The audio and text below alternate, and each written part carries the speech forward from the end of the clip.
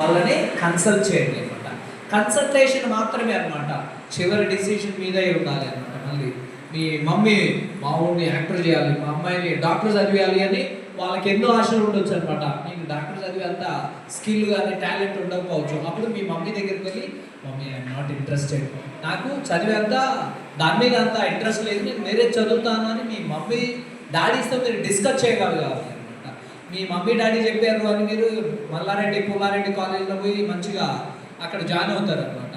Campus చాలా బాగుంటుంది కదా, అద్భుతంగా, లైఫ్ ఈజ్ సో బ్యూటిఫుల్ లాగా మీరు ఆడికి పోయి మంచిగా పాట పాడకుండా ముస్తఫా ముస్తఫా అని జేబులో చేతులు పెట్టుకొని అటు ఇటు తిరుగుతూ ఉంటారు. 1 నెల అయిపోద్ది, 2 నెలలు అయిపోద్ది. అప్పుడు కానీ మీకు అర్థమవుతుంది, ఈ ఇంజనీరింగ్ నాకు కాదురా, ఎంబీబీఎస్ నాకు కాదురా, లేకపోతే ఆ కోర్స్ నాకు కాదురా అని అప్పుడు మీకు అర్థమైంది అనమాట. ఈ లోపల సగం టైం వేస్ట్ అయింది, చాలా మనీ కూడా వేస్ట్ అవుతుంది అనమాట. ఒక నిర్ణయం తీసుకునేటప్పుడు 10 సార్లు ఆలోచించండి, 10 రోజులు టైం తీసుకోండి, అప్పుడు మాత్రమే కాల్ పెట్టండి అనమాట. లేకపోతే అనవసరం మీ కాలు కావాలి, అక్కడెక్కడ కాలు పెట్టారు. Make a right decision and join in right college with right course అనమాట. మంచి గ్రూప్ని ఎంచుకొని సరైన కాలేజీలో జాయిన్ కావాలి. ఎక్కడ అక్కడ చూడండి సార్, ఏమేమి ఉన్నాయి అక్కడ?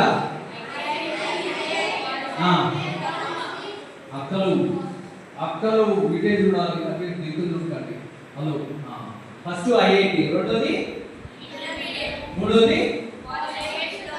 సో ఈ 10th అయిపోయిన తర్వాత ఈ 3 ప్లాట్ఫామ్స్ అన్నమాట, డిఫరెంట్ ప్లాట్ఫామ్స్.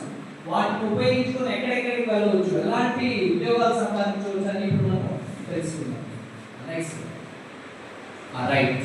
సో మనం ఐఐటీలో జాయిన్ కావాలనుకుంటే ఐఐటీకి వెళ్ళవచ్చు అనమాట.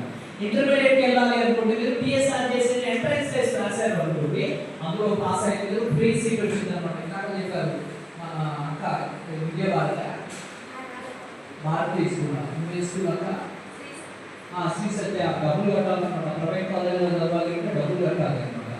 మీ అమ్మోళ్ళు మా అమ్మోళ్ళు డే టైం వాళ్ళు కష్టపడుతూ ఉన్నారు, వాళ్ళకి ఫీజు కట్టే అలాంటి కష్టాన్ని నేను ఇప్పటి నుండి కూర్చోవేస్తాను అనుకుంటే పిఎస్ఆర్ చేసి 10వ తరగతి అయిపోయిన వాళ్ళు లేదా దగ్గర కట్టడం అవసరం లేదు, హాయిగా కూడా చదువుకోవచ్చు. లేదు మీరు డిప్లొమా చదువుకోవాలనుకున్నారు, డిప్లొమాలో చదవాలి అనుకుంటే అది పాలిసెట్ అనే ఎగ్జామ్ రాయండి, ఎంట్రన్స్ టెస్ట్. ఆ పాలిసెట్లో మీరు క్వాలిఫై అయితే దాని ద్వారా కూడా మీరు ఫ్రీగా చదవచ్చు అనమాట. పాలిసెట్ రాస్తే ఏం చదవచ్చు? పాలిసెట్ రాస్తే ఏం చదవలేదు? Everyone say loud. Industrial Training Institute అన్నమాట. మన భారతదేశంలో మొత్తంలో చాలా ఐటీలు ఉన్నాయి అన్నమాట.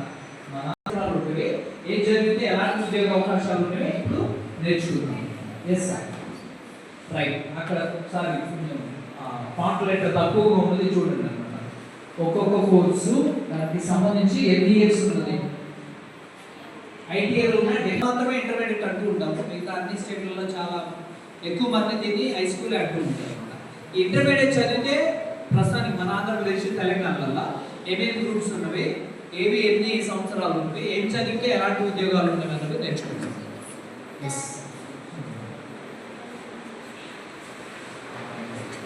సరే అందరూ చెప్పండి, అందరూ everyone wait everyone say together 1 2 3 start.